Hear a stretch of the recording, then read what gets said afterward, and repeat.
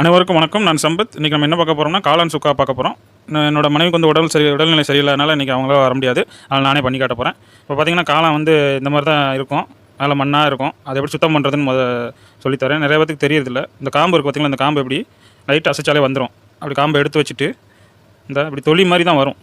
நீங்கள் அந்த ஹோலில் கையை விட்டு இழுத்திங்கன்னா இந்த தொலி மாதிரி வரும். அவ்வளோதாங்க. சுற்றி தொலி மாதிரி உரித்து வச்சுக்கோங்க. அடுத்து என்னென்னு பார்த்தீங்கன்னா, அந்த காம்பெலாம் எடுத்து வச்சுருந்தோம் பார்த்திங்களா, அதையும் கீழே போடக்கூடாது. அது என்ன ஒன்று பார்த்தீங்கன்னா, அது மேலே இந்த மாதிரி லைட்டாக தொலி மாதிரி இருக்கும். லைட்டாக விரல்கிட்ட தேய்ச்சாலே வந்துடும். தேய்ச்சிட்டு இந்த 2 சைடும் வெட்டி விட்ருங்க. நல்லா கட் பண்ணிடுங்க. இந்த சைடும் அந்த பக்கமும் கட் பண்ணிடுங்க. கட் பண்ணிட்டு நடுவில் ஒரு வெட்டு போட்டுருங்க. அவ்வளோதாங்க. அதே மாதிரி இதை வந்து நம்ம எல்லாத்தையும் உரிச்சிட்டு வெட்டி கழுவணும்.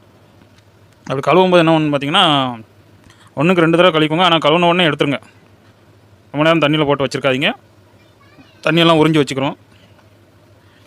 பார்த்திங்கன்னா நான் இந்த மாதிரி நீள்வாக்கில் வெட்டியிருக்கேன். உங்களுக்கு எப்படி தேவையோ நீங்கள் அப்படி வெட்டிக்கோங்க. ஓகே, எல்லாத்தையும் வெட்டி அலசி எடுத்து வச்சுட்டேன். 2 தடவை அலசியாச்சு. அதுக்கப்புறம் பார்த்திங்கன்னா ஒரு வெங்காயம் வந்து பெரிய வெங்காயம் வந்து வெட்டி வச்சுருக்கேன். அதுக்கப்புறம் வந்து தக்காளி 1 நல்லா பொடிசாக வெட்டி வச்சுருக்கேன். அதுக்கப்புறம் என்ன தேவைன்னு பார்த்திங்கன்னா, 1 ஸ்பூன் மிளகாத்தூள், 1 ஸ்பூன் வந்து மல்லித்தூள், 2 ஸ்பூன் வந்து சிக்கன் தூள், அப்புறம் வந்து கொஞ்சம் மஞ்சத்தூள், பெருஞ்சீரகம். சிக்கன் பொடி போல மட்டன் பொடி, இந்த சாம்பார் பொடி, எந்த பொடினாலும் நீங்கள் யூஸ் பண்ணிக்கலாம். ஓகே, இப்போ எண்ணெயை காய வச்சு அதில் வந்து நம்ம காளானை போட்டாச்சு. போட்டு வந்து நல்லா ஃப்ரை பண்ணிக்கிடுவோம்.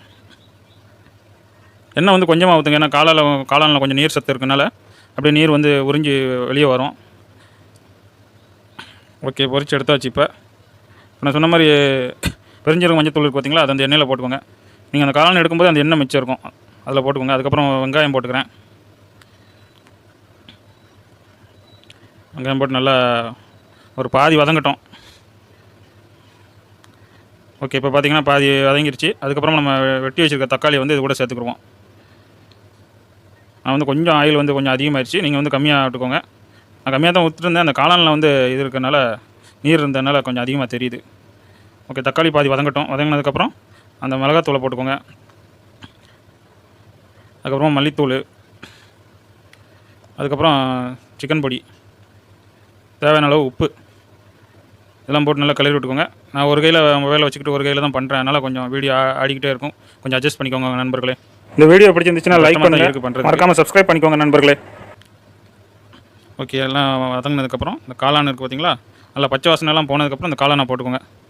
போட்டு நல்லா கிளறி விட்டு ஒரு 3 நிமிஷம் இல்லை 5 நிமிஷம் வச்சுருங்க. அடுப்புலேயும் சிம்மில் வச்சுக்கோங்க அடுப்பை. அவ்வளோதான், ரெடி ஆயிடுச்சு. இப்போ வந்து எடுத்து நம்ம பிளேட்டில் வச்சிடலாம். இப்போ பார்த்தீங்கன்னா சூப்பரான காளான் சுக்கா ரெடி. இதேமாதிரி நீங்கள் வீட்டில் பண்ணி பாருங்கள், ரொம்ப டேஸ்ட்டாக இருக்கும்.